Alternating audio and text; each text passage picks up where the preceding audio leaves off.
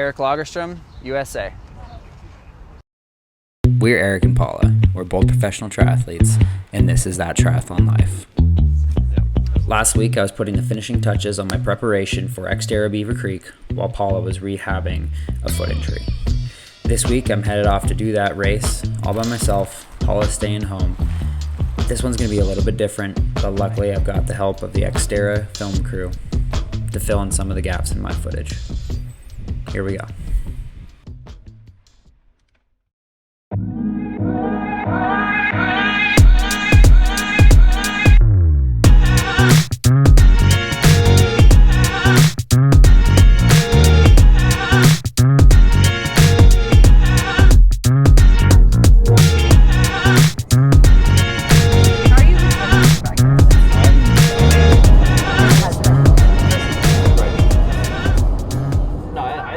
Just tell me, man, how you feeling?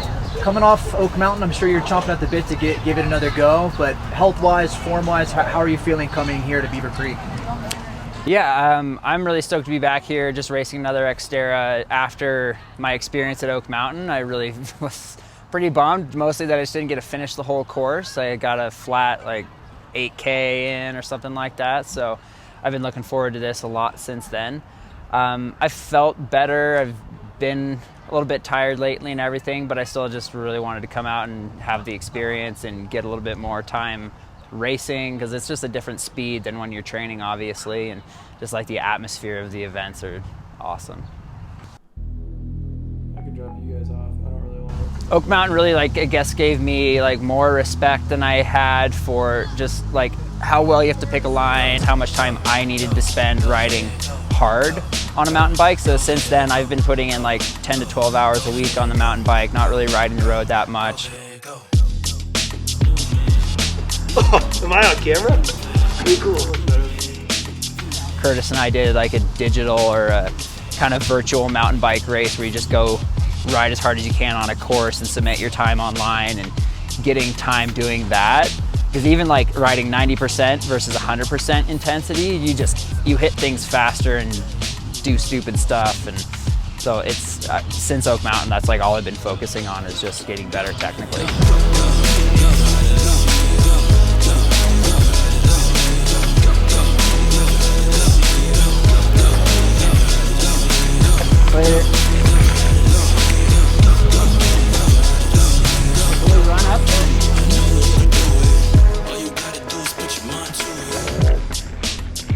Do you have any expectations coming in here?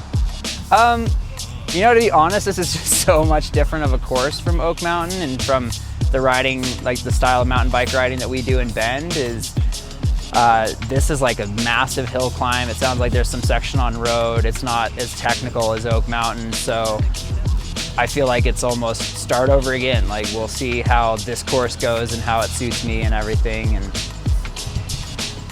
yeah, my expectation is to finish. I'm not gonna crash, like have another flat and not be able to finish. What's good?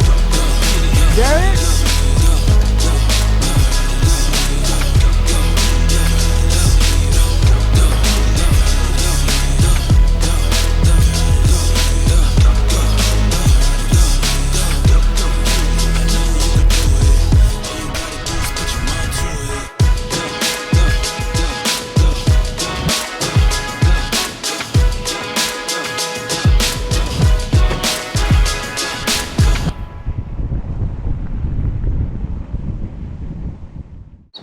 Do you think you could win this race? I don't know. It's hard to know what it would take to win this race, just because of the elevation. I've raced it at like 5,500 feet before, but we're starting at 75 or something and getting to 95 at one point, and I have no idea. My sister did an ultra marathon last weekend that went up to like 9,000, 10,000 feet, and she felt sick the entire race and was throwing up. So I just have no idea what's gonna happen.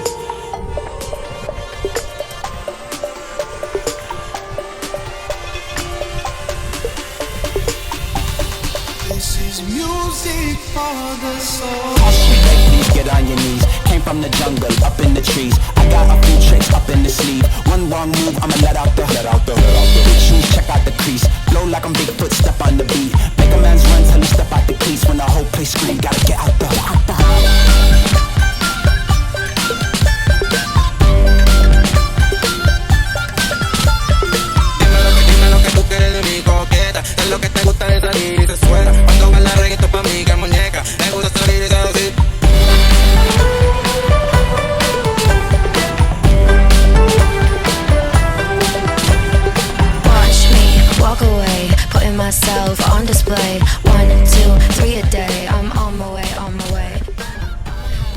Yeah, like what really got me psyched after doing Oak Mountain and made me want to come back and do this more was just like the total atmosphere of Xterra.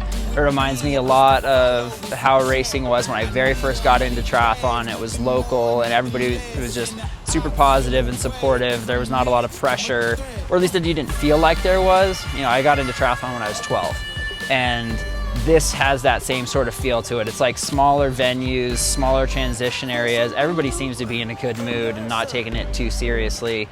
And like, I really crave that after having been a professional now for like 10 years and having like the constant pressure to perform and been in the Olympic pipeline and everything. Like, this is just such a relief and it's fun. And that's like what I'm really into. But they all see you need help. You waste all of your time.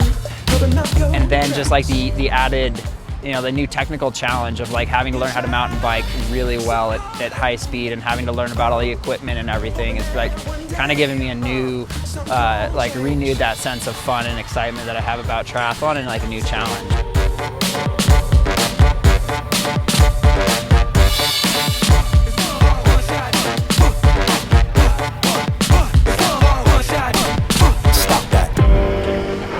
That's, I think, like, I would really hope anybody could try out an Xterra at some point in time just to like have that new aspect brought to triathlon.